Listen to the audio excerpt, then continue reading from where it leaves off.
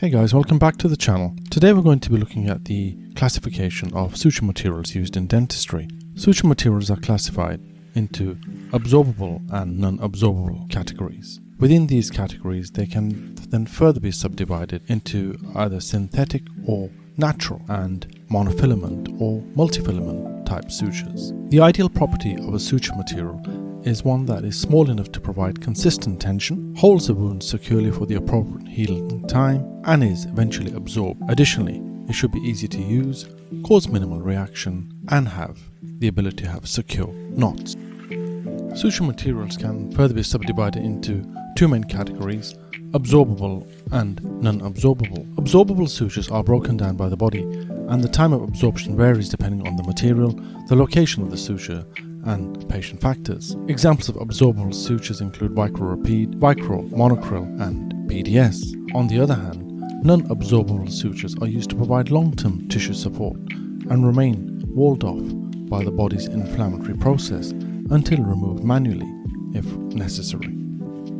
Suture materials can also be further classified as synthetic or natural, with natural materials such as silk or catgut being less frequently used due to their tendency to provoke greater tissue reaction, while synthetic materials such as PDS or nylon are more predictable.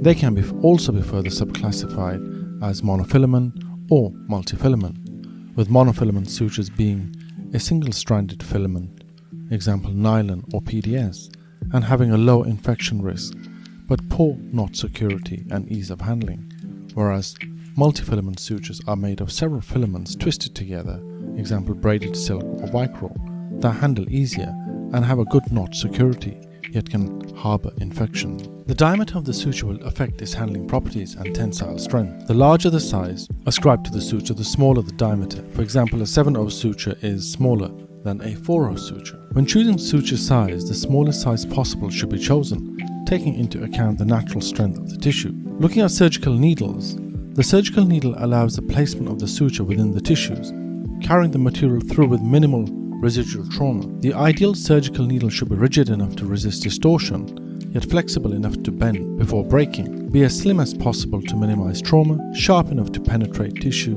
with minimal resistance, and be able to be stable within a needle holder to permit accurate placement. Common surgical needles are made from stainless steel. They are composed of the swagged end which connects the needle to the suture. The needle body or the shaft is the region grasped by the needle holder. The needle bodies can be round cutting or reverse cutting. Round body needles are used in very friable tissue. Cutting needles are triangular in shape and have 3 cutting edges to penetrate tough tissue such as the skin, and have a cutting surface on the concave edge. Reverse cutting needles have a cutting surface on the convex edge and are ideal for tough tissues. The needlepoint acts to pierce the tissue beginning at the maximal point of the body, running to the end of the needle, and can either be sharp or blunt. Blunt needles are used for areas where the tissues are very friable and can potentially reduce the risk of blood-borne virus infections from needle stick injuries. Sharp needles pierce and spread tissues with minimal cutting and are used in areas where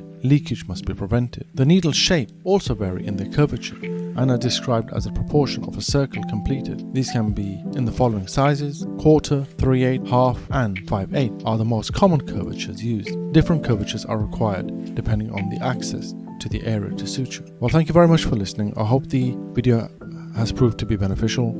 If it has, then please kindly like the video and subscribe to our channel, and we'll be bringing more videos for you in the near future. Thank you again. Bye.